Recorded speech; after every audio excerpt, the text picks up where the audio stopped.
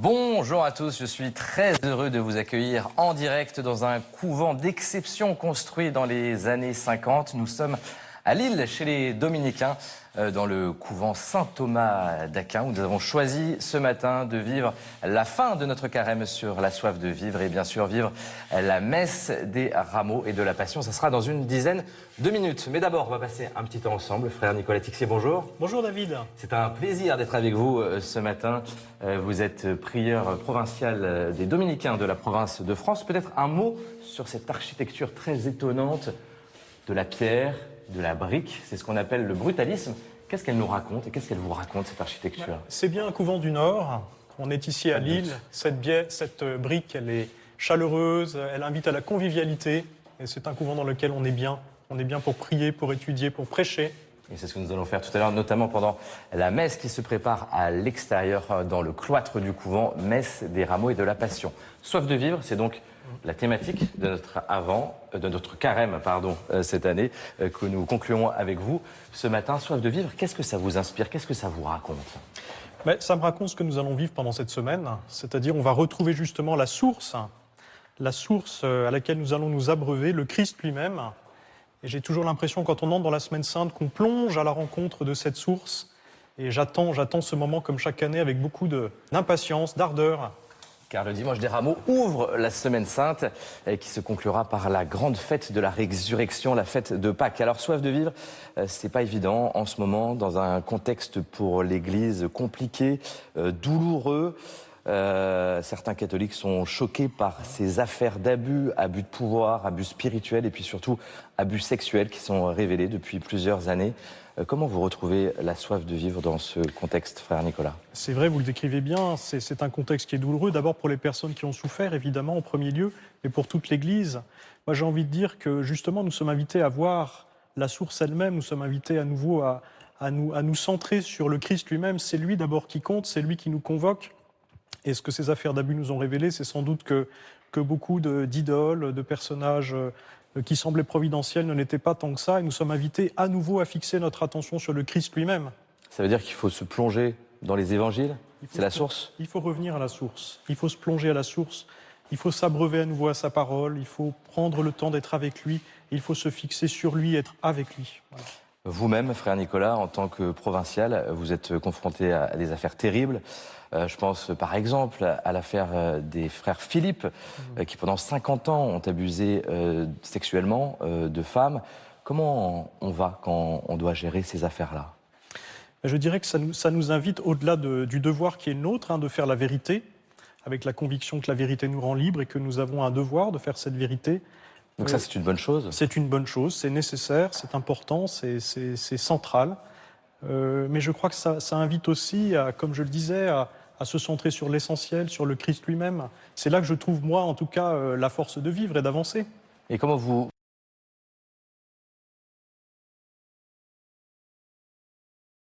cette relation-là? Bien sûr, et ce que je trouve toujours magnifique et rassérénant, c'est de voir le royaume qui grandit dans les lieux dans lesquels que je fréquente, que ce soit auprès de mes frères dominicains qui prêchent un peu partout, parce que notre province, elle est vaste, que ce soit auprès des gens que je fréquente, en particulier mes amis gitans et gens du voyage, que je continue à accompagner. Ce sont des lieux dans lesquels je vois concrètement le royaume qui grandit et qui croît, le lieu dans lequel je vois le Christ qui grandit et qui habite. Les gens du voyage, alors ça c'est intéressant aussi, c'est une de vos missions en tant que dominicain. Qu'est-ce qu'ils vous disent justement sur cette soif de vivre? Je dirais que ce sont de grands prêcheurs, ce sont des témoins, ce sont des gens pour qui le Christ est au centre de leur vie, justement. Ce sont des itinérants qui nous invitent à nous déplacer pour suivre Jésus. Ça, c'est un peu au cœur de notre vie chrétienne. Et Dieu est pour vous est dans ce mouvement-là? Absolument. Soif de vivre, je vous rappelle donc que c'est le thème de notre carême cette année qui fait référence à un épisode évangélique bien connu. Jésus qui demande à boire à la Samaritaine, cette femme de la ville de Samarie. Je vous ai demandé, frère Nicolas, de choisir une représentation de cette fameuse scène biblique. Je l'ai demandé à chacune et à chacun de mes invités pendant ce carême et vous avez choisi ce tableau. On va le voir, peint en 1940 par Horace Pipin, peintre afro-américain. Pourquoi avoir fait ce choix? J'ai été sensible à ce qu'était ce peintre lui-même, qui est un homme qui a souffert énormément, qui a été blessé pendant la Première Guerre mondiale, qui avait perdu l'usage de son bras droit et qui s'est battu pour exercer son talent de la peinture. Pour moi, c'est une petite leçon de vie, une petite leçon de soif de vivre en tant que telle, l'histoire de ce peintre. Mais j'aime beaucoup l'intimité de ce tableau, j'aime beaucoup la relation très simple entre Jésus et la Samaritaine. Il y a quelque chose de familier, d'amical dans cette image. Et c'est comme ça que je vois assez spontanément cette rencontre auprès du puits. C'est ça, c'est le mot, c'est ça, amitié, qui est important pour vous. C'est l'amitié, c'est la relation simple avec Dieu. Et je trouve que cette femme en témoigne à sa manière. Même si cette rencontre est impromptue, elle n'était pas préparée, il y a quelque chose de familier qui se joue là. Il y a de l'inattendu dans votre vie, frère Nicolas, qui alimente cette soif de vivre? Il n'y a que ça. Il n'y a que ça depuis le début. Et quand je me suis engagé jusqu'à la mort, c'était dans ce couvent, il y a 20 ans à peu près. Je ne savais pas que je me laisserais mener comme ça. Je crois que c'est le cas pour tous mes frères dominicains. Mais c'est ça que nous avons désiré vivre, c'est nous laisser surprendre par Dieu. Et je crois que nous ne sommes pas déçus. Parce qu'on l'a dit, hein, parfois l'existence est difficile. Alors il y a ces affaires d'abus, évidemment, mais pas que. C'est pas facile de vivre aussi. Qu'est-ce que vous pourriez dire ce matin à nos téléspectatrices, téléspectateurs qui se sentent peut-être pas très bien? Nous sommes à la veille de la grande fête de la résurrection, la fête de Pâques. Qu'est-ce qu'on peut leur dire à celles et ceux qui souffrent aujourd'hui? Je dirais que ce que nous allons vivre pendant ces jours est pour nous, justement. C'est Jésus qui vient à notre rencontre, qui va souffrir avec nous, qui souffre pour nous, pour que nous arrivions au terme de cette semaine à la résurrection. Nous allons faire tout ce chemin avec lui, nous allons vivre ce pèlerinage avec lui jusqu'au fond, jusqu'à la mort, jusqu'à la traversée des enfers, le passage par le tombeau, le silence, l'impression que Dieu n'est plus là, pour qu'enfin la résurrection éclate. Et ça, je crois que c'est la seule bonne nouvelle, en fait, c'est la grande nouvelle, et c'est ce que nous vivons pendant cette semaine. Et la résurrection, on peut la chercher au quotidien également. On peut la voir, on peut en voir les germes, on peut voir la vie qui surgit de manière imprévue, de manière éclatante, inattendue, alors qu'on pensait que c'était mort, que c'était perdu, que ça ne valait plus la peine. Bien sûr, oui, nous voyons des germes de résurrection. Mais là, ce trésor que nous vivons en cette semaine, c'est de voir sous les yeux, de vivre ensemble, de faire ce chemin avec le Christ lui-même. Alors que les Lilloises et les Lillois, vous le voyez, se préparent juste derrière nous à vivre cette célébration des rameaux et de la Passion qui débute à l'extérieur, traditionnellement. En tout cas, c'est la tradition. Alors à Lille, il fait un peu froid ce matin. On a du courage d'être là dehors. Pourquoi on débute dehors cette célébration des rameaux ? Je crois qu'il faut qu'on se rappelle qu'on est en pèlerinage. On n'est pas d'abord installé, on n'est pas d'abord au sein de l'Église, bien assis à notre place. Il faut se mettre en route et nous allons voir sous nos yeux un Jésus en route, justement. Donc nous avons aussi besoin de vivre avec notre corps cette itinérance, ce chemin. Je vous parlais des gens du voyage. Pour moi, c'est important, ça. C'est l'aventure de la foi. Donc cette fête, elle le manifeste aussi. On commence dehors, on va entrer avec lui et on va vivre ce drame, à la fois l'ambiance glorieuse, joyeuse du début dehors, et puis ensuite une autre ambiance beaucoup plus sombre, beaucoup plus grave dans l'église, en écoutant la Passion. Ouais, la foi, c'est une aventure. Il faut le rappeler, c'est important, frère Nicolas. Il y a 20 ans, dans ce couvent est née une autre grande aventure, Retraite dans la ville, qui propose des retraites en ligne. C'est un site internet, une application. Aujourd'hui, c'est le frère Philippe Verdun qu'on va voir pendant la messe, qui s'occupe de ce grand projet. 180 000 abonnés, c'est quand même pas rien, c'est une réussite.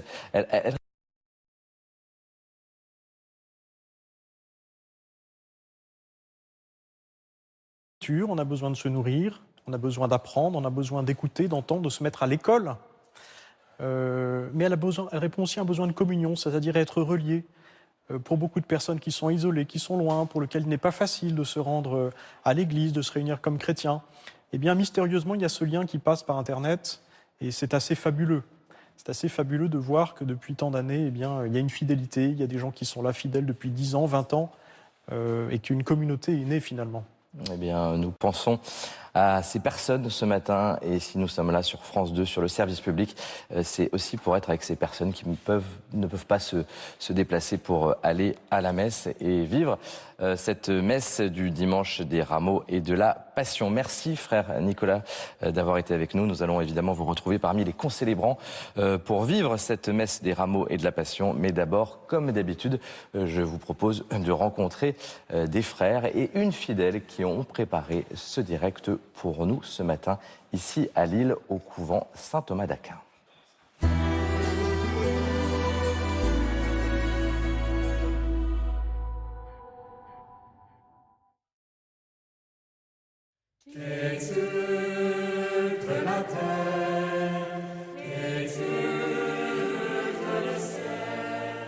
Je suis le frère Philippe Verdun, j'ai 56 ans et ça fait pile 30 ans que je suis dominicain. Et moi, je m'occupe depuis 5 ans ici de retraite dans la ville, les propositions des dominicains sur Internet. Alors, pour suivre une retraite avec retraite dans la ville, c'est très simple. Premièrement, très bonne nouvelle, c'est gratuit. Deuxièmement, autre bonne nouvelle, il y a des propositions quasiment toute l'année. Tous les jours, vous recevez sur votre, soit par l'application, soit directement dans votre boîte mail, une méditation, et puis ou un chant, ou une explication sur le thème de la retraite qu'on a choisi. La grande joie pour moi de travailler depuis 5 ans à Retraite dans la ville, c'est évidemment l'incroyable écho qu'ont nos prédications. On a plus de 150 000 abonnés, donc vous voyez, c'est un très gros diocèse. Hein. Ah, mais il y a Armel, ça va? C'est Armel qui travaille avec nous pour Cœur dans la ville, donc un petit chœur qui s'est monté pour accompagner les différentes retraites, pour accompagner par la prière du chant. Enfin, Armel vous en parlera beaucoup mieux que moi. C'est pas vraiment une chorale de paroisse parce qu'on se rassemble pas régulièrement. On a vraiment constitué ce chœur pour aller rejoindre les internautes de Retraite dans la ville. On est avant tout des priants, plus que des chanteurs. J'ai le sentiment que quand la technique prend le dessus, etc., c'est très beau, mais c'est un spectacle. Et si vous voulez un spectacle, vous allez télécharger n'importe quel concert, n'importe quel scola, qui vont être beaucoup plus doués que nous, hein, honnêtement, beaucoup plus techniquement avancés. Je pense qu'il fait l'unité de notre cœur, c'est justement qu'on prie ensemble. De la même façon qu'on entend quelqu'un qui sourit au téléphone, je pense qu'on entend quelqu'un qui prie en chantant. Je suis le frère Nicolas Burle, directeur de Domengo depuis 2019. C'est une association créée par les frères dominicains pour envoyer des jeunes hommes, des jeunes femmes en volontariat, donc de 6 mois ou 12 mois de mission, dans des couvents de frères ou de sœurs dominicains partout dans le monde. 140 jeunes sont partis depuis 2015. Il y a 5 bénévoles pour Domengo. L'équipe, elle est indispensable pour discerner. Est-ce que ce jeune-là pourra partir au bout du monde, être accueilli par une communauté? En ce dimanche des Rameaux, nous vous invitons à vivre la devise de Domengo qui est « Va et sers ». De partir en mission là où nous sommes, d'entrer comme le Seigneur à Jérusalem et de se mettre à servir là où le Seigneur nous envoie. Et quelle joie, chers frères, d'être avec vous ce matin et avec les Lilloises et les Lillois, malgré le froid, fidèle de ce très beau couvent Saint-Thomas d'Aquin construit dans les années 50. Nous allons vivre la messe des rameaux et de la passion. Messe, on l'a entendu avec le frère Nicolas Tixier juste avant le reportage, débute à l'extérieur des églises. Nous commençons donc cette liturgie dans le cloître de ce couvent dominicain en ce dimanche qui ouvre la Semaine Sainte.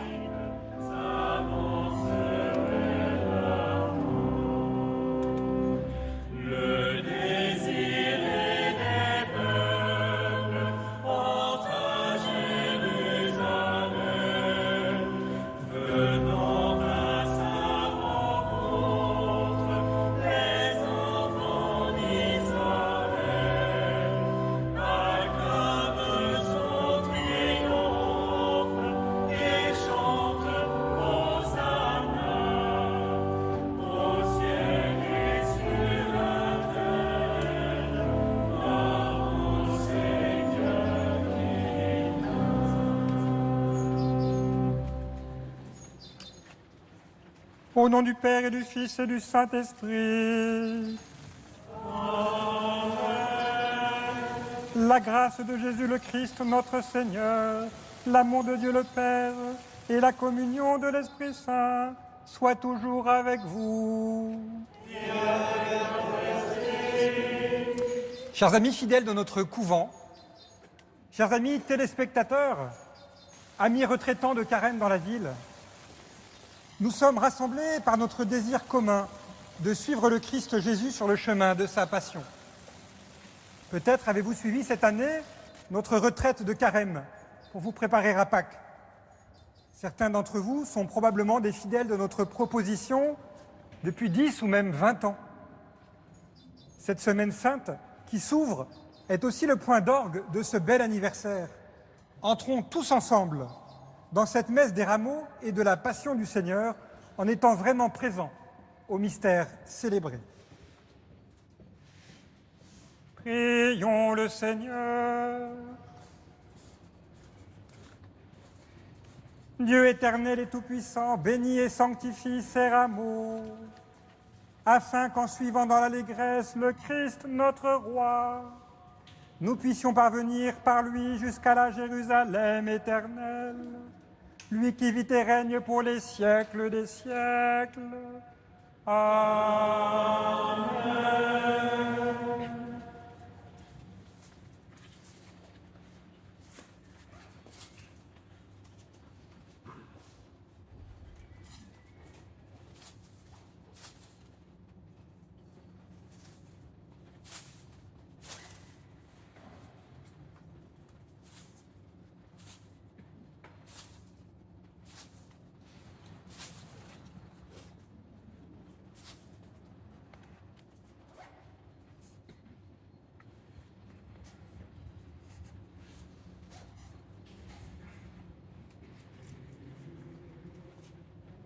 Le Seigneur soit avec vous.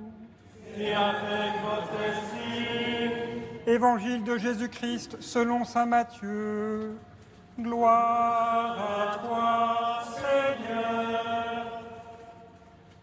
Jésus et ses disciples, approchant de Jérusalem, arrivèrent en vue de Bethphagée, sur les pentes du mont des Oliviers. Alors Jésus envoya 2 disciples en leur disant: allez au village qui est en face de vous. Vous trouverez aussitôt une ânesse attachée et son petit avec elle. Détachez-les et amenez-les-moi. Et si l'on vous dit quelque chose, vous répondrez: le Seigneur en a besoin. Et aussitôt, on les laissera partir. Cela est arrivé pour que soit accomplie la parole prononcée par le prophète.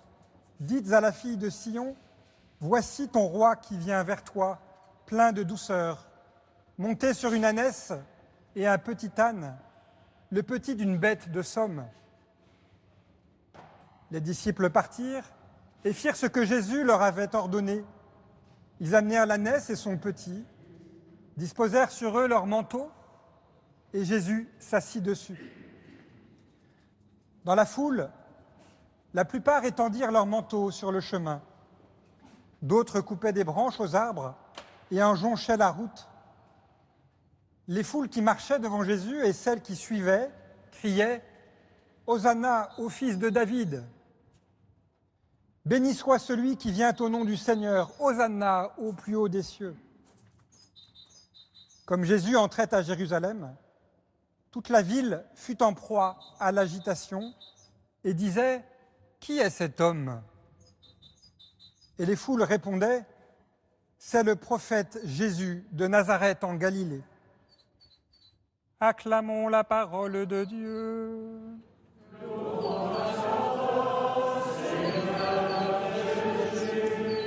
Et maintenant, frères et sœurs bien-aimés, imitons les foules de Jérusalem, heureuses d'acclamer Jésus, et avançons dans la paix.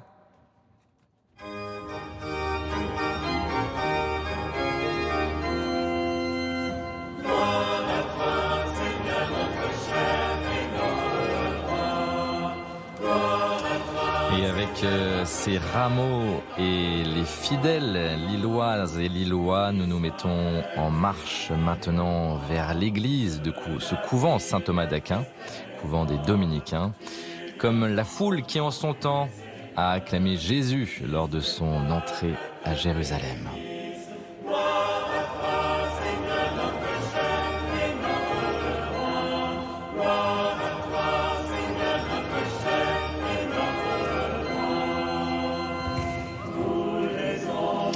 Dans cette église, tout à l'heure, nous entendrons le long récit de la Passion du Christ.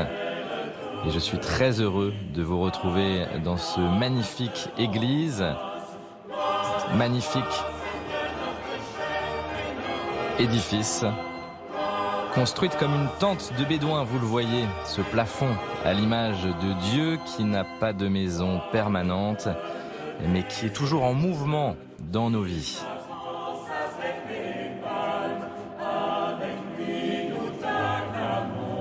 Une église comme l'ensemble du couvent Saint-Thomas d'Aquin, construite entre 1955 et 1967 par l'architecte Pierre Pinsard.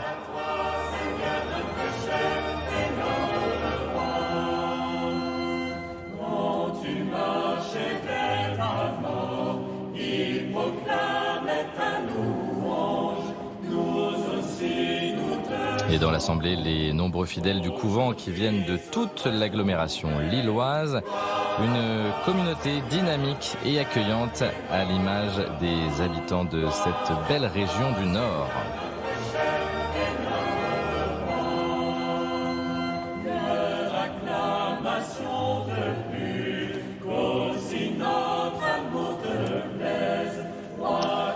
La messe est présidée par le prieur du couvent, Benoît Marie. Nous pouvons remercier bien sûr les 15 frères de ce couvent lillois pour leur accueil chaleureux ce matin.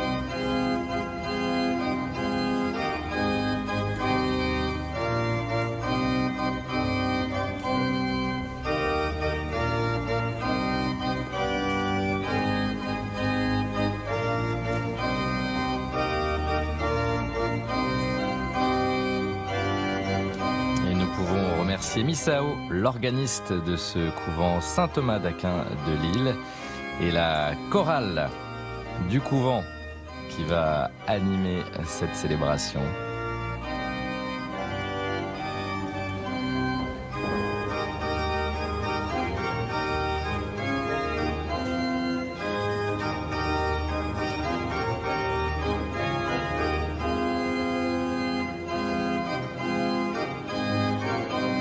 Et avec nous, vous les avez peut-être vus à l'image des Scouts de France.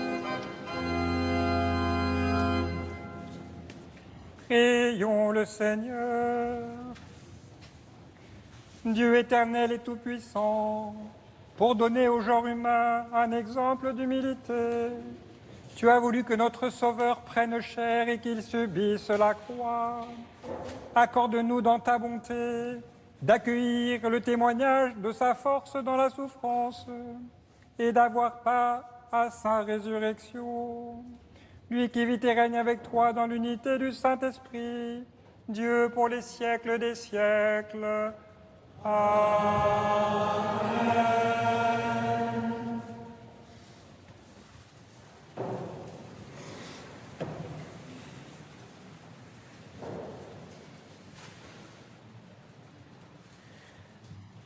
Lecture du livre du prophète Isaïe. Le Seigneur, mon Dieu, m'a donné le langage des disciples pour que je puisse, d'une parole, soutenir celui qui est épuisé. Chaque matin, il éveille mon oreille pour qu'en disciple, j'écoute. Le Seigneur, mon Dieu, m'a ouvert l'oreille, et moi, je ne me suis pas révolté. je ne me suis pas dérobé. J'ai présenté mon dos à ceux qui me frappaient et mes joues à ceux qui m'arrachaient la barbe. Je n'ai pas caché ma face devant les outrages et les crachats. Le Seigneur, mon Dieu, vient à mon secours. C'est pourquoi je ne suis pas atteint par les outrages. C'est pourquoi j'ai rendu ma face dure comme pierre. Je sais que je ne serai pas confondu. Parole du Seigneur.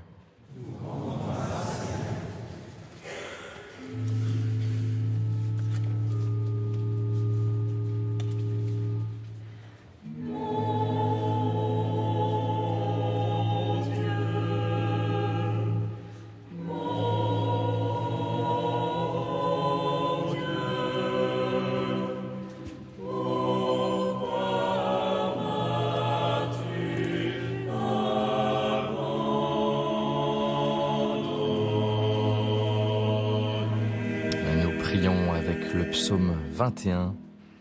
Il a été composé par Barthélemy, un jeune musicien fidèle et ami de ce couvent Saint Thomas d'Aquin.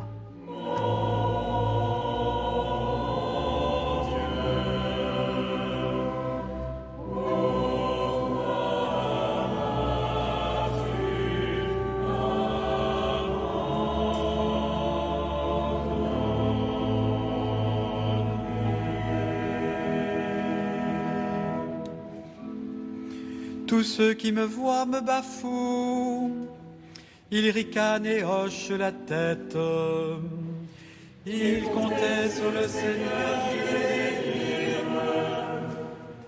qu'il le sauve puisqu'il est son ami. Oui, des chiens me cernent, une bande de vauriens m'entoure. Ils me percent les mains et les pieds.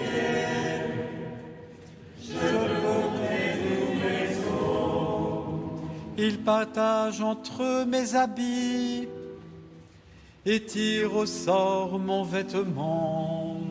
Mais toi, Seigneur, ne sois pas loin. Oh, ma force, viens vite à mon aide. Mais tu m'as répondu et je proclame ton nom devant mes frères. Je te loue en pleine assemblée. Vous qui le créez, bénissez le Seigneur.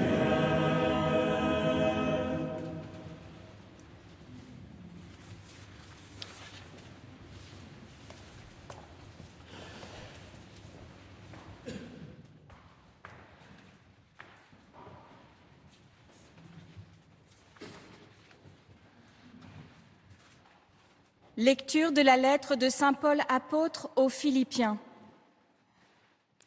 Le Christ Jésus, ayant la condition de Dieu, ne retint pas jalousement le rang qui l'égalait à Dieu. Mais il s'est anéanti, prenant la condition de serviteur, devenant semblable aux hommes. Reconnu homme à son aspect, il s'est abaissé, devenant obéissant jusqu'à la mort, et la mort de la croix. C'est pourquoi Dieu l'a exalté. Il l'a doté du nom qui est au-dessus de tout nom, afin qu'au nom de Jésus, tout genou fléchisse, au ciel, sur terre et aux enfers, et que toute langue proclame « Jésus-Christ est Seigneur », à la gloire de Dieu le Père. Parole du Seigneur.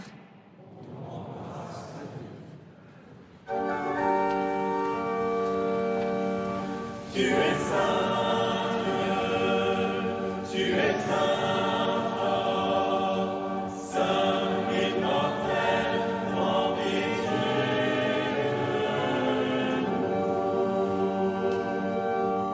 Pour nous, le Christ est devenu obéissant jusqu'à la mort, et la mort de la croix. C'est pourquoi Dieu l'a exalté. Il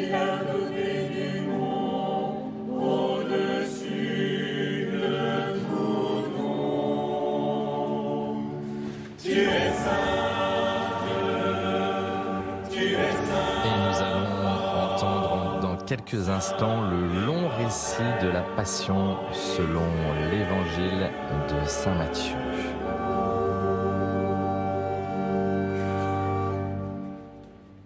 Passion de notre Seigneur Jésus-Christ, selon saint Matthieu. En ce temps-là, l'un des 12, nommé Judas Iscariote, se rendit chez les grands prêtres et leur dit : « Que voulez-vous me donner si je vous le livre ?» Ils lui remirent 30 pièces d'argent. Et depuis, Judas cherchait une occasion favorable pour le livrer. Le premier jour de la fête des pains sans levain, les disciples s'approchèrent et dirent à Jésus : « Où veux-tu que nous te fassions les préparatifs pour manger la Pâque ?» Il leur dit : « Allez à la ville, chez un tel, et dites-lui, le Maître te fait dire, mon temps est proche, c'est chez toi que je veux célébrer la Pâque avec mes disciples. » Les disciples firent ce que Jésus leur avait prescrit et ils préparèrent la Pâque. Le soir venu, Jésus se trouvait à table avec les 12. Pendant le repas, il déclara : « Amen, je vous le dis, l'un de vous va me livrer. » Profondément attristés, ils se mirent à lui demander chacun son tour. « Serait-ce moi, Seigneur ?» Prenant la parole, il dit : « Celui qui s'est servi au plat en même temps que moi, celui-là va me livrer. Le Fils de l'homme s'en va comme il est écrit à son sujet, mais malheureux celui par qui le Fils de l'homme est livré. Il vaudrait mieux pour lui qu'il ne soit pas né, cet homme-là. » Judas, celui qui le livrait, prit la parole. « Rabbi, serait-ce moi ?» Jésus lui répond : « C'est toi-même qui l'as dit. » Pendant le repas, Jésus, ayant pris du pain et prononcé la bénédiction, le rompit et le donnant aux disciples, il dit : « Prenez, mangez, ceci est mon corps. » Puis, ayant pris une coupe et ayant rendu grâce, il la leur donna en disant : « Buvez-en tous, car ceci est mon sang, le sang de l'Alliance versé pour la multitude en rémission des péchés. Je vous le dis, désormais je ne boirai plus de ce fruit de la vigne, jusqu'au jour où je le boirai nouveau, avec vous dans le royaume de mon Père. » Après avoir chanté les psaumes, ils partirent pour le mont des Oliviers.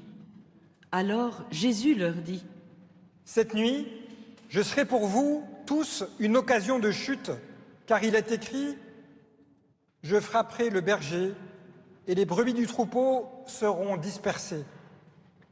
Mais une fois ressuscité, je vous précéderai en Galilée. » Prenant la parole, Pierre lui dit : « Si tous viennent à tomber à cause de toi, moi, je ne tomberai jamais. » Jésus lui répondit : « Amen, je te le dis. Cette nuit même, avant que le coq chante, tu m'auras renié 3 fois. » Pierre lui dit : « Même si je dois mourir avec toi, je ne te renierai pas. » Et tous les disciples dirent de même. Alors Jésus parvient avec eux à un domaine appelé Gethsémani et leur dit : « Asseyez-vous ici, pendant que je vais là-bas pour prier. » Il emmena Pierre, ainsi que Jacques et Jean, les 2 fils de Zébédée, et il commença à ressentir tristesse et angoisse. Il leur dit alors : « Mon âme est triste à en mourir. Restez ici et veillez avec moi. » Allant un peu plus loin, il tomba face contre terre en priant et il disait : « Mon Père, s'il est possible, que cette coupe passe loin de moi. Cependant, non pas comme moi, je veux, mais comme toi, tu veux. » Puis il revient vers ses disciples et les trouve endormis. Il dit à Pierre : « Ainsi, vous n'avez pas eu la force de veiller seulement 1 heure avec moi ? Veillez et priez pour ne pas entrer en tentation. L'esprit est ardent, mais la chair est faible. » De nouveau, il s'éloigna et pria. Pour la 2e fois, il disait : « Mon Père, si cette coupe ne peut passer sans que je la boive, que ta volonté soit faite. » Revenu près des disciples, de nouveau, il les trouva endormis, car leurs yeux étaient lourds de sommeil. Les laissant, De nouveau, il s'éloigna et pria pour la 3e fois, en répétant les mêmes paroles. Alors il revient vers les disciples et leur dit : « Désormais, vous pouvez dormir et vous reposer. Voici qu'elle est proche, l'heure où le Fils de l'homme est livré aux mains des pécheurs. Levez-vous, allons. Voici qu'il est proche, celui qui me livre. »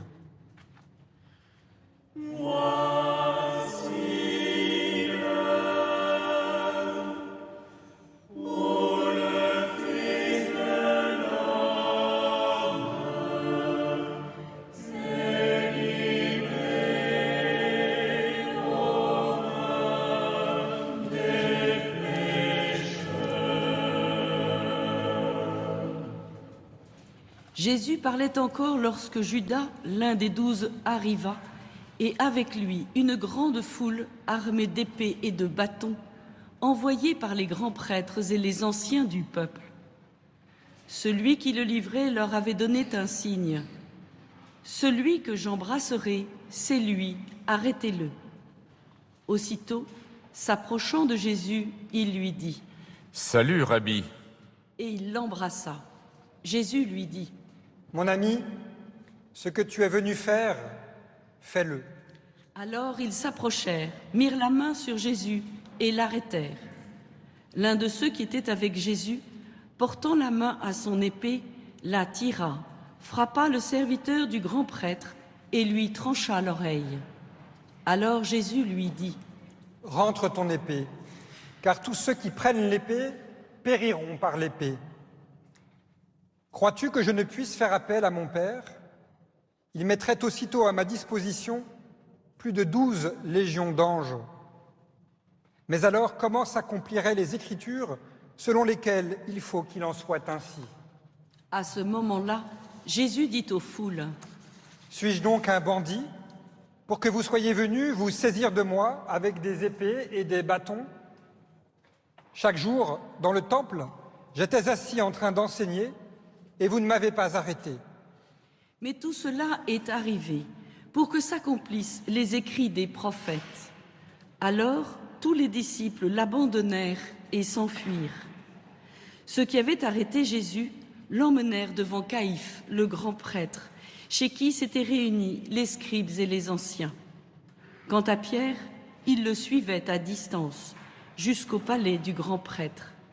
Il entra dans la cour et s'assit avec les serviteurs pour voir comment cela finirait. Les grands prêtres et tout le Conseil suprême cherchaient un faux témoignage contre Jésus pour le faire mettre à mort. Ils n'en trouvèrent pas. Pourtant, beaucoup de faux témoins s'étaient présentés. Finalement, il s'en présenta 2 qui déclarèrent : « Celui-là a dit : je peux détruire le sanctuaire de Dieu et en 3 jours le rebâtir. » Alors le grand prêtre se leva et lui dit : « Tu ne réponds rien ? Que dis-tu des mensonges qu'il porte contre toi ?» Mais Jésus gardait le silence. Le grand prêtre lui dit : « Je t'adjure par le Dieu vivant de nous dire si c'est toi qui es le Christ, le Fils de Dieu. » Jésus lui répond : « C'est toi-même qui l'as dit.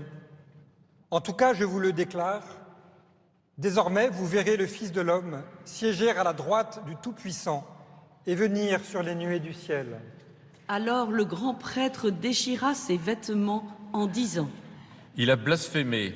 Pourquoi nous faut-il encore des témoins ? Vous venez d'entendre le blasphème. Quel est votre avis ? » Ils répondirent : « Il mérite la mort. » Alors ils lui crachèrent au visage et le giflèrent, et d'autres le rouèrent de coups en disant : « Fais-nous le prophète, ô Christ, qui t'a frappé ? » Cependant, Pierre était assis dehors dans la cour. Une jeune servante s'approcha de lui et lui dit : « Toi aussi tu étais avec Jésus, le Galiléen. » Mais il le nia devant tout le monde et dit : « Je ne sais pas de quoi tu parles. » Une autre servante le vit sortir en direction du portail et elle lui dit à ceux qui étaient là : « Celui-ci était avec Jésus, le Nazaréen. » De nouveau, Pierre le nia en faisant ce serment : « Je ne connais pas cet homme. » Peu après, ceux qui se tenaient là s'approchèrent et dirent à Pierre: Sûrement, toi aussi, tu es l'un d'entre eux. D'ailleurs, ta façon de parler te trahit. Alors il se mit à protester violemment et à jurer. Je ne connais pas cet homme. Et aussitôt, un coq chanta. Alors Pierre se souvint de la parole que Jésus lui avait dite. Avant que le coq chante, tu m'auras renié 3 fois.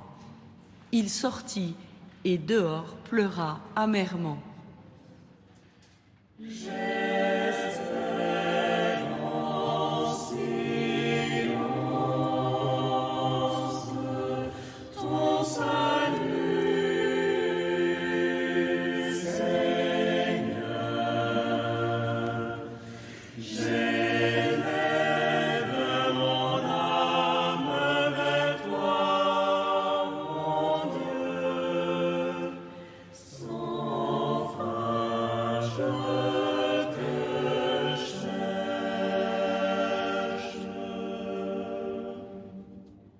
Le matin venu, tous les grands prêtres et les anciens du peuple tinrent conseil contre Jésus pour le faire mettre à mort. Après l'avoir ligoté, ils l'emmenèrent et le livrèrent à Pilate, le gouverneur. Alors, en voyant que Jésus était condamné, Judas, qui l'avait livré, fut pris de remords. Il rendit les 30 pièces d'argent aux grands prêtres et aux anciens. Il leur dit: J'ai péché en livrant à la mort un innocent. Ils répliquèrent: Que nous importe, cela te regarde. Jetant alors les pièces d'argent dans le temple, il se retira et alla se pendre. Les grands prêtres ramassèrent l'argent et dirent: Il n'est pas permis de le verser dans le trésor, puisque c'est le prix du sang. Après avoir tenu conseil, ils achetèrent avec cette somme le champ du potier pour y enterrer les étrangers. Voilà pourquoi ce champ est appelé jusqu'à ce jour le champ du sang. Alors fut accomplie la parole prononcée par le prophète Jérémie. Ils ramassèrent les 30 pièces d'argent, le prix de celui qui fut mis à prix, le prix fixé par les fils d'Israël, et ils les donnèrent pour le champ du potier, comme le Seigneur me l'avait ordonné. On fit comparaître Jésus devant Pilate, le gouverneur, qui l'interrogea. Es-tu le roi des Juifs ? Jésus déclara: C'est toi-même qui le dis. Mais tandis que les grands prêtres et les anciens l'accusaient, il ne répondit rien. Alors Pilate lui dit: Tu n'entends pas tous les témoignages portés contre toi ? Mais Jésus ne lui répondit plus un mot, si bien que le gouverneur fut très étonné. Or, à chaque fête, celui-ci avait coutume de relâcher un prisonnier, celui que la foule demandait. Il y avait alors un prisonnier bien connu, nommé Barabbas. Les foules s'étant donc rassemblées, Pilate leur dit: Qui voulez-vous que je vous relâche ? Barabbas ou Jésus, appelé le Christ ? Il savait en effet que c'était par jalousie qu'il avait livré Jésus. Tandis qu'il siégeait au tribunal, sa femme lui fit dire: Ne te mêle pas de l'affaire de ce juste, car aujourd'hui, j'ai beaucoup souffert en songe à cause de toi, à cause de lui. Les grands prêtres et les anciens poussèrent les foules à réclamer Barabbas et à faire périr Jésus. Le gouverneur reprit: Lequel des deux voulez-vous que je vous relâche ? Ils répondirent: Barabbas. Pilate leur dit: Que ferai-je donc de Jésus, appelé le Christ ? Ils répondirent tous: Qu'il soit crucifié. Pilate demanda: Quel mal a-t-il donc fait ? Ils criaient encore plus fort: Qu'il soit crucifié. Pilate, voyant que ses efforts ne servaient à rien, sinon à augmenter le tumulte, prit de l'eau et se lava les mains devant la foule en disant: Je suis innocent de cet homme. Cela vous regarde. Tout le peuple répondit: Son sang, qu'il soit sur nous et sur nos enfants. Alors il leur relâcha Barabbas. Quant à Jésus, il le fit flageller et il le livra pour qu'il soit crucifié.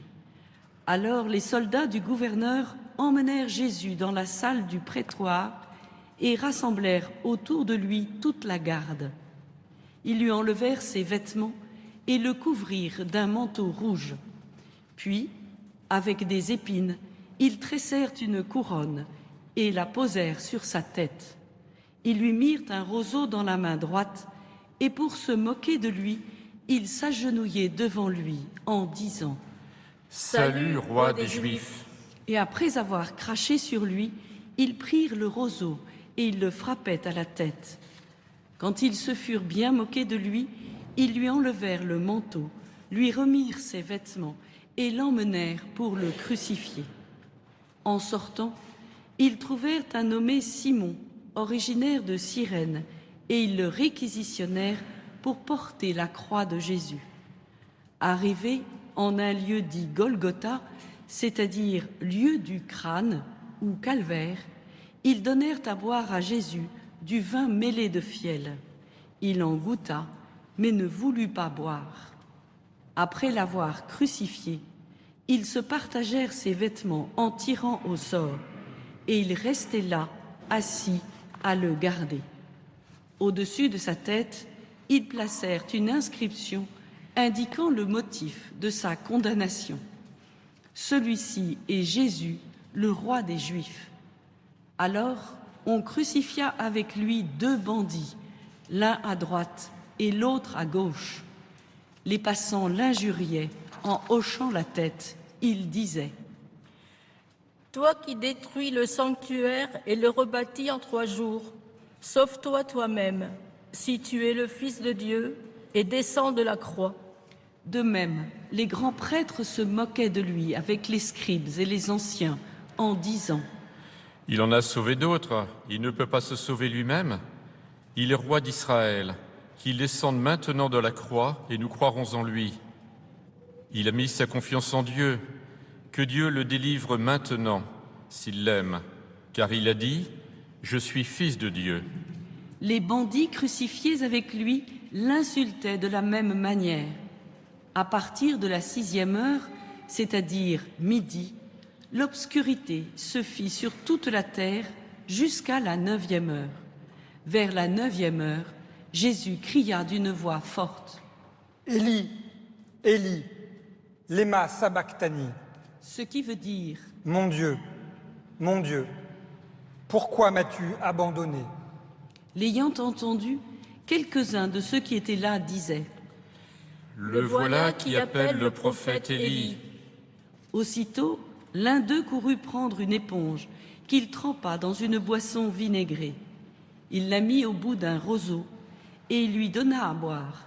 Les autres disaient « Attends, nous verrons bien si Élie vient le sauver. » Mais Jésus, poussant de nouveau un grand cri, rendit l'esprit.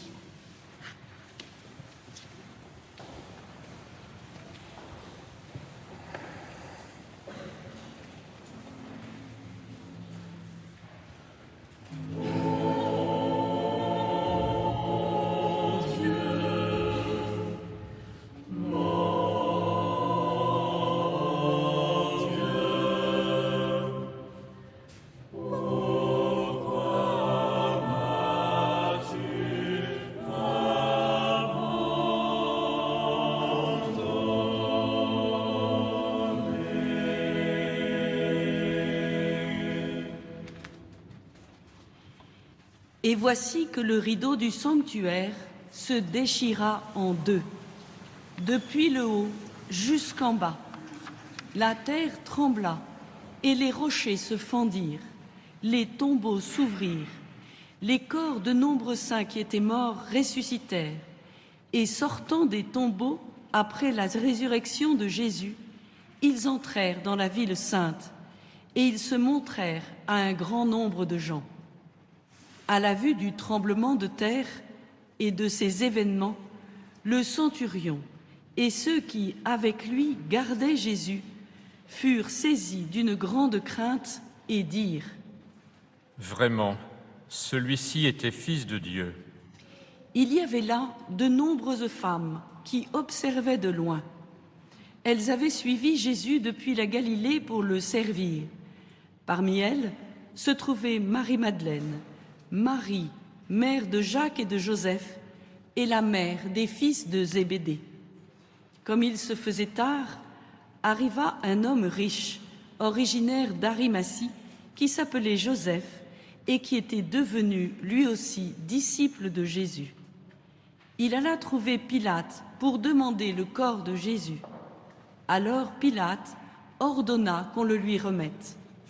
Prenant ce corps, Joseph l'enveloppa dans un linceul immaculé et les déposa dans le tombeau neuf qu'il s'était fait creuser dans le roc. Puis il roula une grande pierre à l'entrée du tombeau et s'en alla. Or, Marie-Madeleine et l'autre Marie étaient là, assises en face du sépulcre. Le lendemain, après le jour de la préparation, les grands prêtres et les pharisiens s'assemblèrent chez Pilate en disant : « Seigneur, nous nous sommes rappelés que cet imposteur a dit de son vivant : 3 jours après, je ressusciterai. Alors, donne l'ordre que le sépulcre soit surveillé jusqu'au 3e jour, de peur que ses disciples ne viennent voler le corps et ne disent au peuple : il est ressuscité d'entre les morts. Cette dernière imposture serait pire que la première. » Pilate leur déclara : « Vous avez une garde, allez, organisez la surveillance comme vous l'entendez. » Ils partirent donc et assurèrent la surveillance du sépulcre en mettant les scellés sur la pierre et en y plaçant les gardes. Le frère Franck Dubois va maintenant prononcer l'homélie.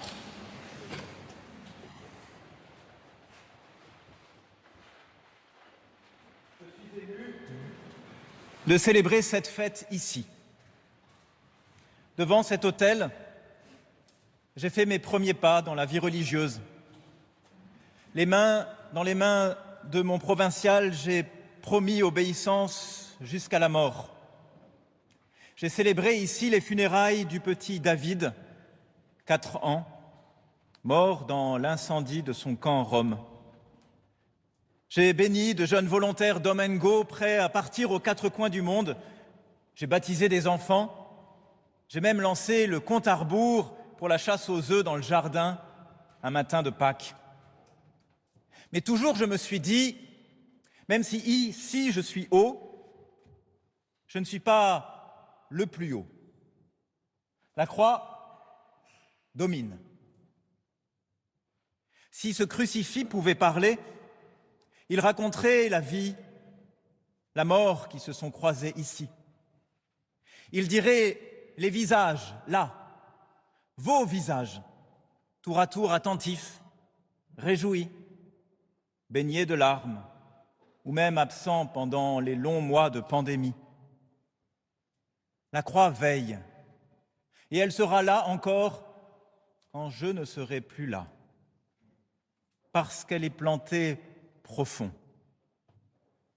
Regardez-la. Elle traverse l'autel de part en part. Elle le déchire comme le voile du temple, de haut en bas, pour ouvrir une brèche.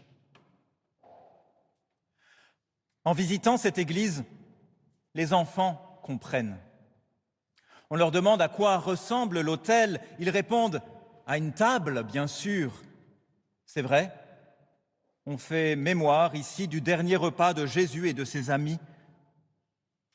Mais à bien regarder, parfois d'autres, timidement, finissent par se dire : ce drap blanc, plié comme un linceul, cette pierre ouverte comme une grotte, serait-ce donc un tombeau ?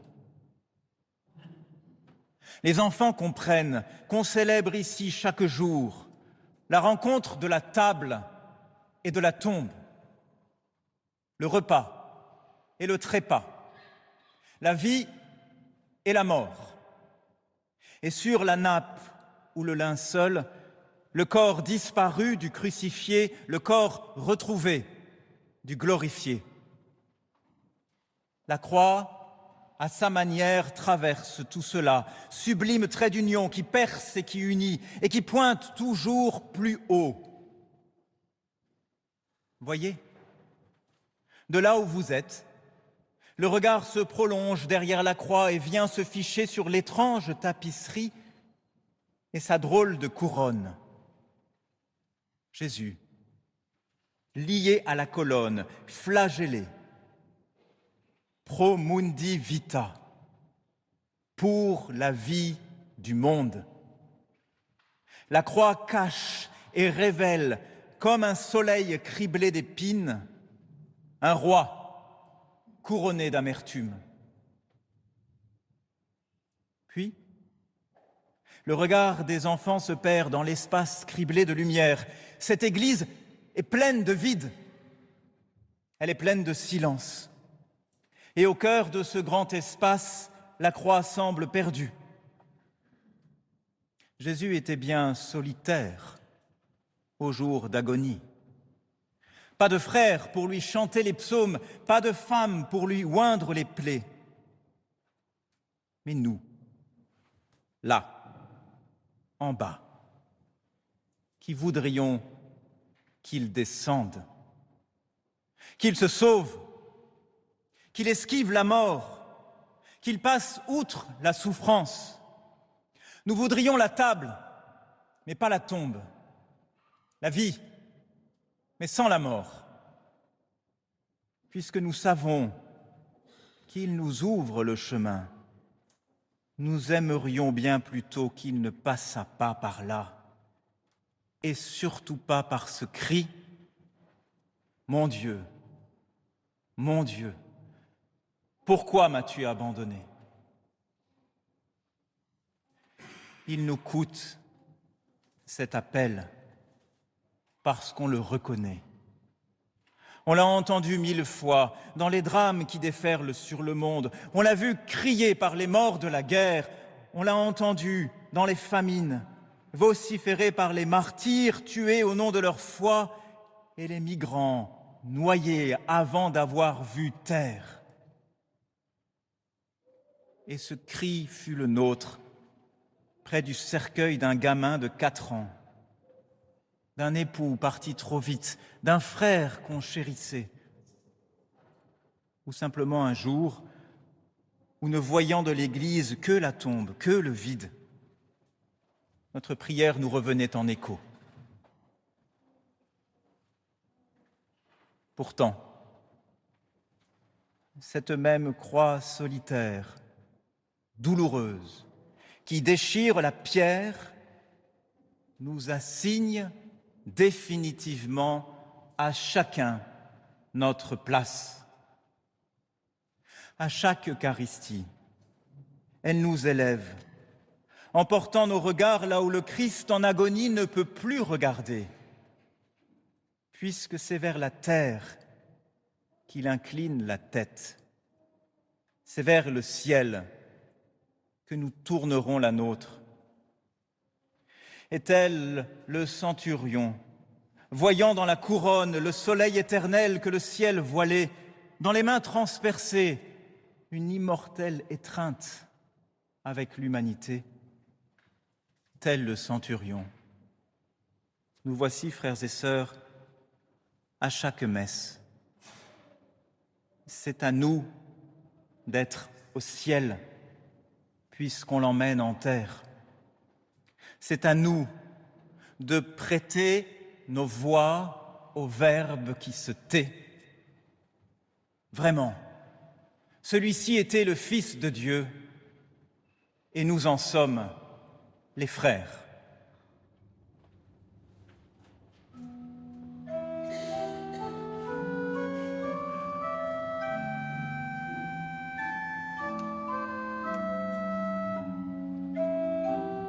Et dans le fond de l'église, vous avez déjà aperçu cette tapisserie, le Christ à la colonne, ou le Christ qui donne sa vie au monde. Une tapisserie d'Alfred Manessier, artiste peintre mort en 1993. Il est considéré comme l'un des maîtres de la Nouvelle École de Paris.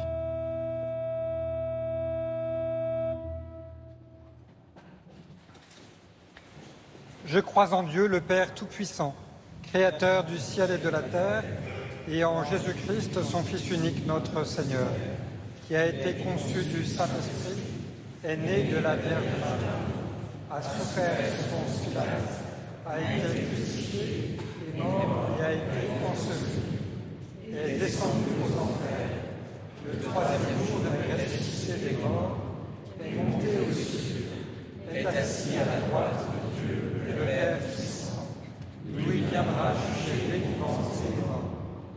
Je crois en l'Esprit Saint, à la Sainte Église catholique, à la communion des saints, à la rémission des péchés, à la résurrection de la chair, à la vie éternelle.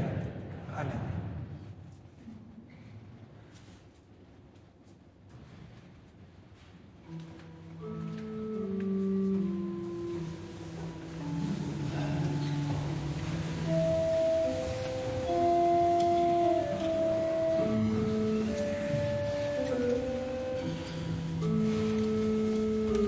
Je vous rappelle que ce matin, nous vivons la messe des rameaux et de la Passion ici au couvent Saint-Thomas d'Aquin à Lille. Nous entrons maintenant dans la liturgie eucharistique.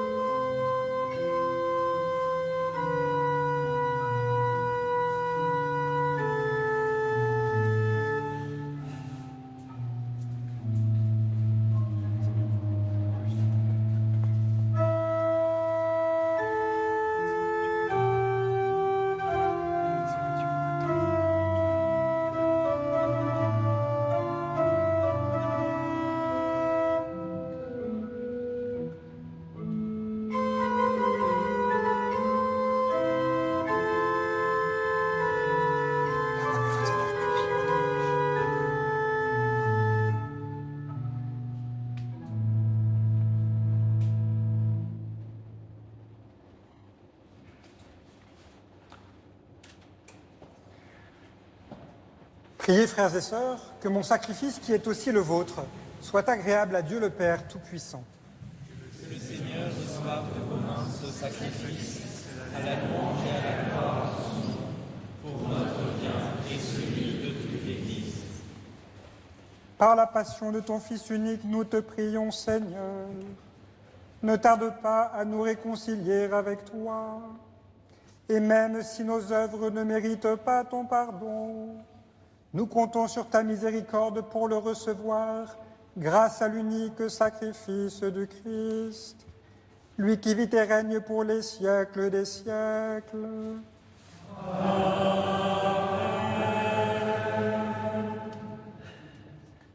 Le Seigneur soit avec vous. Et avec votre esprit. Élevons notre cœur. Nous le tournons vers le Seigneur. Rendons grâce au Seigneur notre Dieu. Vraiment, il est juste et bon pour ta gloire et notre salut, de t'offrir notre action de grâce toujours et en tout lieu. Seigneur, Père très saint, Dieu éternel et tout-puissant, par le Christ, notre Seigneur. Alors qu'il était innocent, il a voulu souffrir pour les coupables, et sans avoir commis le mal, il s'est laissé condamner pour les criminels. Sa mort n'a pas effacé nos fautes, et sa résurrection a fait de nous des justes. C'est pourquoi nous te louons avec tous les anges, et dans la joie nous te célébrons en proclamant. Saint, Saint, Saint, le Seigneur, Dieu de l'univers. Saint, Saint, Saint, le Seigneur, Dieu de l'univers. Le ciel et la terre sont remplis de ta gloire. Hosanna au plus haut des cieux.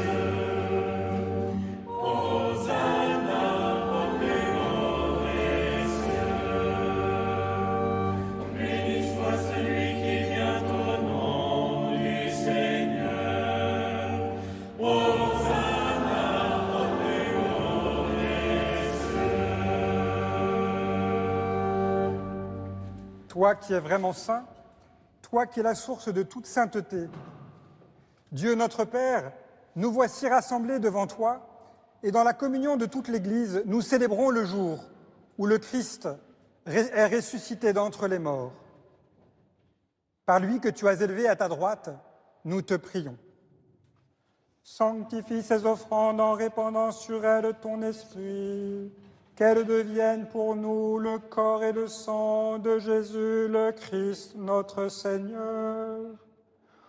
Au moment d'être livré et d'entrer librement dans sa passion, il prit le pain, il rendit grâce, il le rompit et le donna à ses disciples en disant: Prenez et mangez-en tous, ceci est mon corps livré pour vous.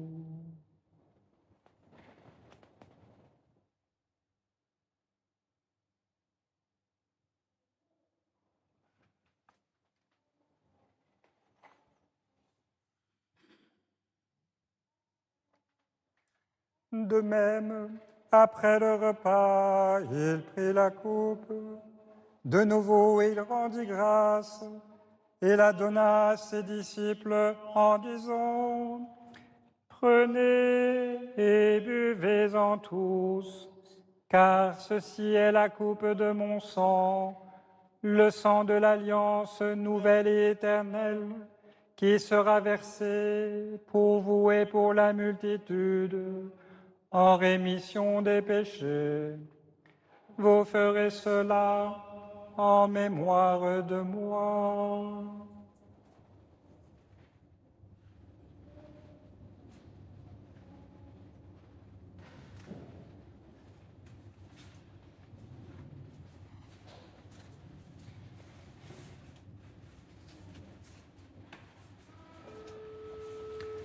Il est grand le mystère de la foi. Nous annonçons ta mort, Seigneur Jésus. Nous proclamons ta résurrection. Nous attendons ta venue dans la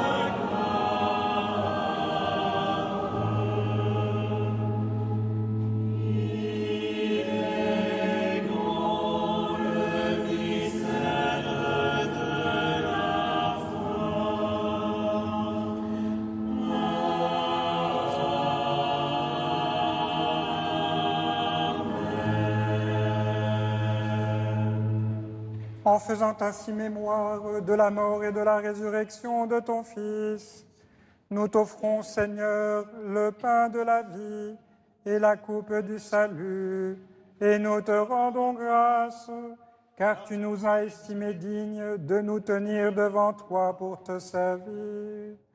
Humblement, nous te demandons qu'en ayant part au corps et au sang du Christ, nous soyons rassemblés par l'Esprit Saint en un seul corps. Souviens-toi, Seigneur, de ton Église répandue à travers le monde. Fais-la grandir dans ta charité avec notre pape François, notre archevêque nommé Laurent et tous les évêques, les prêtres et les diacres. Souviens-toi aussi de nos frères et sœurs qui se sont endormis dans l'espérance de la résurrection. Et souviens-toi dans ta miséricorde de tous les défunts. Accueille-les dans la lumière de ton visage. Sur nous tous, enfin, nous implorons ta bonté. Permets qu'avec la Vierge Marie, la bienheureuse Mère de Dieu, avec Saint Joseph, son époux, les apôtres, notre Père Saint Dominique et tous les saints qui ont fait ta joie au long des âges, nous ayons part à la vie éternelle et que nous chantions ta louange et ta gloire par ton Fils, Jésus le Christ. Par lui, avec lui et en lui.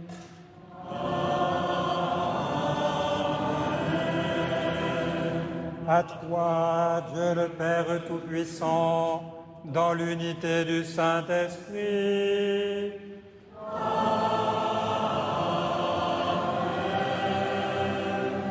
Tout honneur et toute gloire pour les siècles des siècles.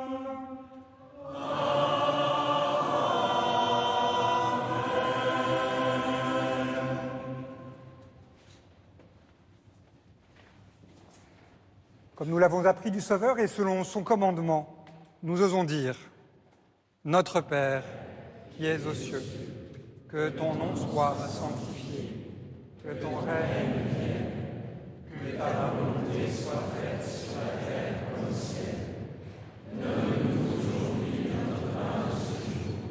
Pardonne-nous nos offenses, comme nous pardonnons aussi à ceux qui nous ont offensés. Et ne nous laisse pas entrer en tentation, mais délivre-nous du mal. Délivre-nous de tout mal, Seigneur, et donne la paix à notre temps. Soutenus par ta miséricorde, nous serons libérés de tout péché, à l'abri de toute épreuve, nous qui attendons que se réalise cette bienheureuse espérance, l'avènement de Jésus-Christ, notre Sauveur. Car c'est à toi qu'appartiennent le règne, la puissance et la gloire pour les siècles des siècles. Seigneur Jésus-Christ, tu as dit à tes apôtres, « Je vous laisse la paix, je vous donne ma paix. Ne regarde pas nos péchés, mais la foi de ton Église. Pour que ta volonté s'accomplisse, donne-lui toujours cette paix et conduis-la vers l'unité parfaite, toi qui vis et règnes pour les siècles des siècles. » Amen. Frères et sœurs, dans cette Église ou devant vos écrans, que la paix du Seigneur soit toujours avec vous. Et avec votre esprit. Ce geste de paix échangé ici chez les Dominicains de Lille rejoint chacune et chacun d'entre nous qui nous aide à porter la paix autour de nous, chez nos proches, en ce dimanche des Rameaux qui ouvre la Semaine Sainte.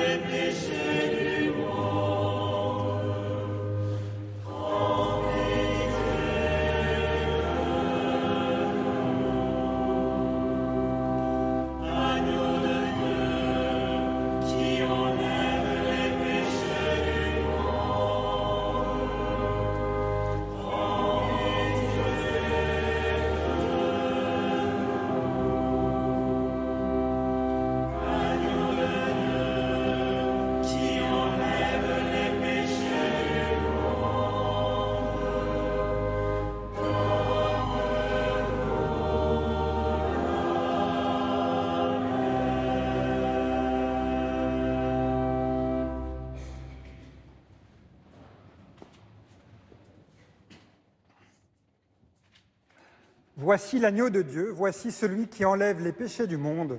Heureux les invités au repas des noces de l'agneau. Seigneur, je ne suis pas digne de te recevoir, mais dis seulement une parole et je serai guéri.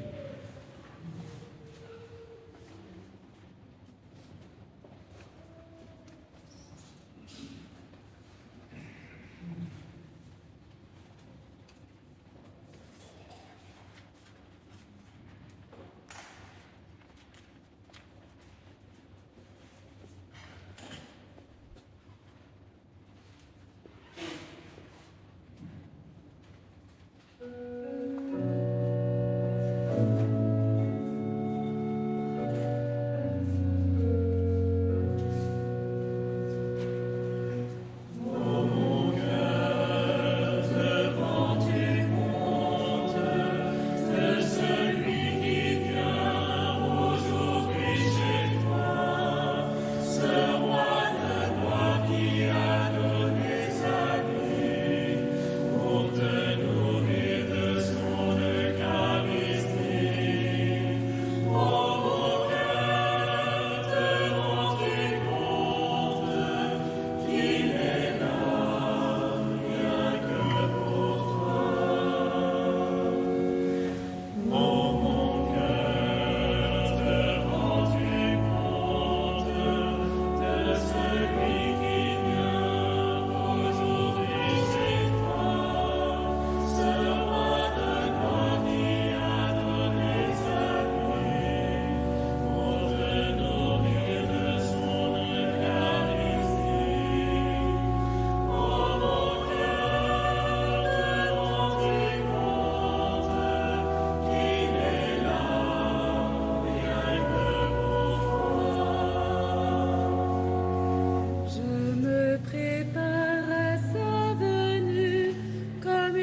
épouse pour son époux. Je vais à sa rencontre, je l'invite et le reçois. Mon âme emplie d'amour s'épanouit en action de grâce. Le voici le roi des rois, le Seigneur des seigneurs. Mon œuvre devant du monde, de celui qui vient aujourd'hui chez toi, ce roi de gloire qui a donné sa vie pour te nourrir de son Eucharistie. Oh mon cœur, se rend-tu compte qu'il est là, rien que pour toi. Jésus, hâte-toi de venir pour me transformer en toi. Je veux être une hostie offerte à ton amour, brûler en ton bonheur et vivre dans la confiance. Le voici le roi des rois, le Seigneur des seigneurs. Mon cœur te rend du monde, de celui qui vient aujourd'hui chez toi, ce roi de gloire qui a donné sa vie pour te nourrir de son Eucharistie. Oh mon cœur, te rend du monde, qu'il est là, rien que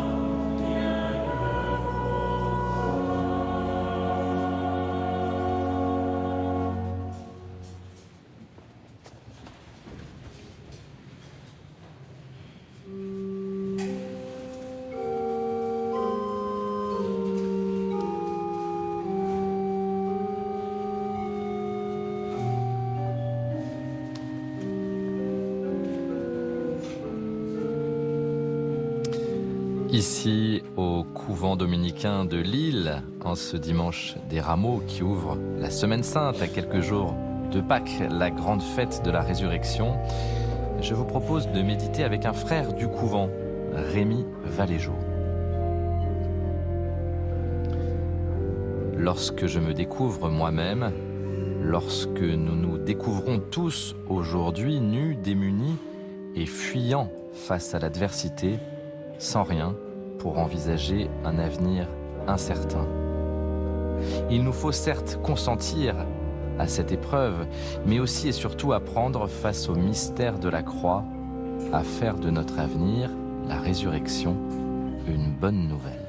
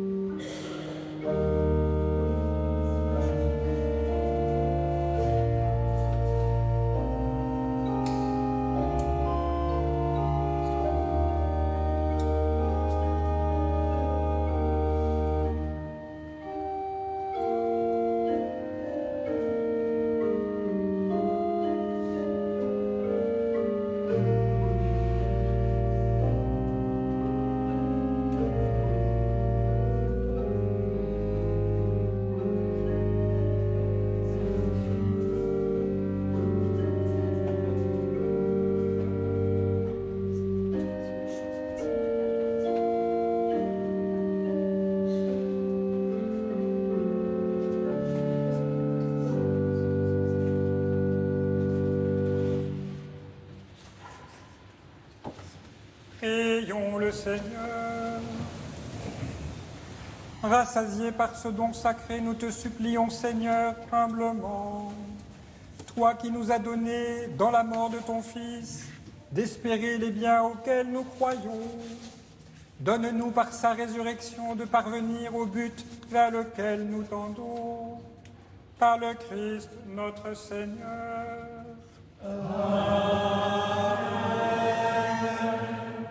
Regarde, Seigneur, nous t'en prions, la famille qui t'appartient.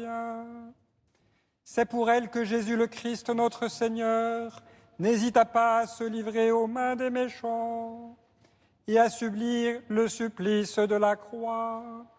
Lui qui vit et règne pour les siècles des siècles. Amen. Le Seigneur soit avec vous. Et avec votre esprit. Que Dieu Tout-Puissant vous bénisse, le Père, le Fils et le Saint-Esprit. Amen. Allez dans la paix du Christ. Nous rendons grâce à Dieu.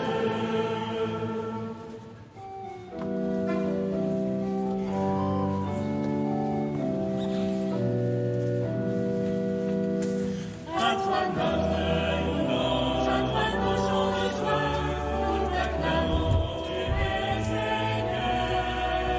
Oui, toi seul es saint, toi le roi des nations, gloire et louange à toi, Seigneur. À toi notre louange, à toi nos chants de joie, nous t'acclamons, tu es Seigneur. Oui, toi seul es saint, toi le roi des nations, gloire et louange à toi, Seigneur. Le salut, la puissance et la gloire de notre Dieu, ses jugements sont justes et vrais. À lui toute gloire, à toi notre louange, à toi nos chants de joie, nous t'acclamons, tu es Seigneur. Oui, toi seul es saint, toi le roi des nations, gloire et louange à toi, Seigneur. Célébrez notre Dieu, vous tous qui le servez, louez-le-vous tous qui le craignez, tous petits et grands. À toi Merci aux frères dominicains, aux Lilloises et aux Lillois pour leur accueil chaleureux en ce dimanche des Rameaux que je vous propose tout de suite de poursuivre avec une belle rencontre lumineuse. L'écrivaine Marie-Laure Buisson a accepté de se laisser inspirer par la parole de Dieu. Tout de suite, nous découvrons sa parole inattendue.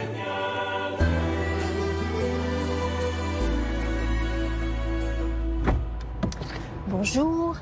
Est-ce que vous pouvez me déposer au siège de la Fondation de France, s'il vous plaît, avenue Hoche?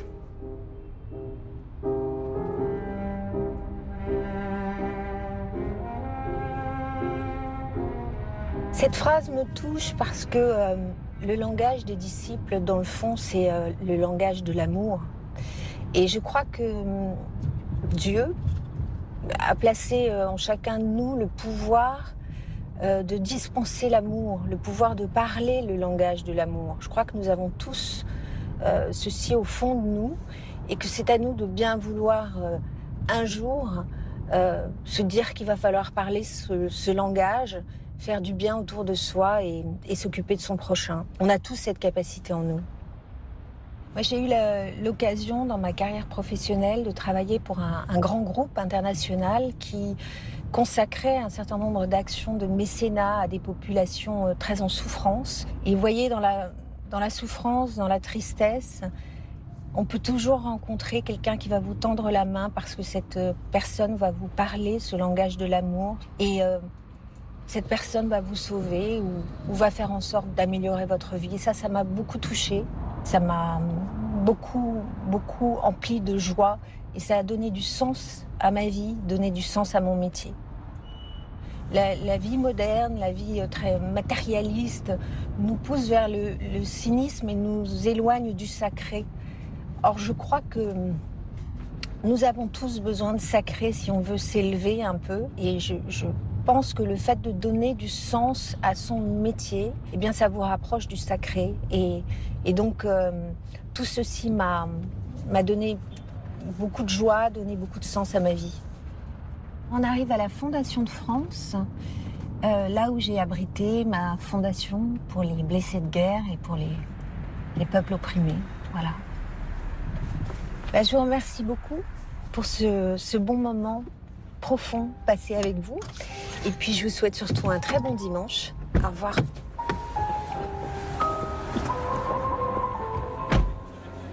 La parole inattendue de l'écrivaine Marie-Laure Buisson. Je vous conseille vivement son dernier livre sur le parcours d'héroïne de notre histoire. Femme combattante, c'est lumineux et c'est aux presses de la Cité. Dimanche prochain pour la grande fête de Pâques, nous vivrons la messe en Eurovision à Fribourg, c'est en Suisse grâce à la RTS. Et puis nous irons ensuite à Rome retrouver et recevoir la bénédiction du pape François.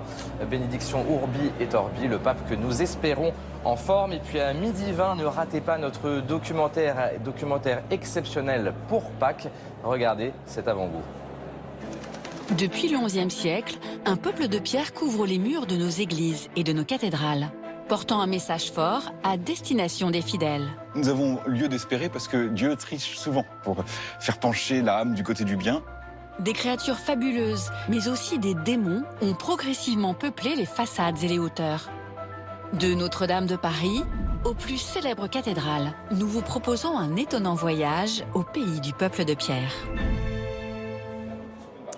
Un documentaire sublime de Lucille Bélanger dimanche prochain donc pour la fête de Pâques. D'ici là, vous pouvez nous retrouver chaque jour sur les réseaux sociaux. Je vous souhaite de vivre un très beau dimanche, une très belle semaine sainte et surtout, le plus important, portez-vous bien.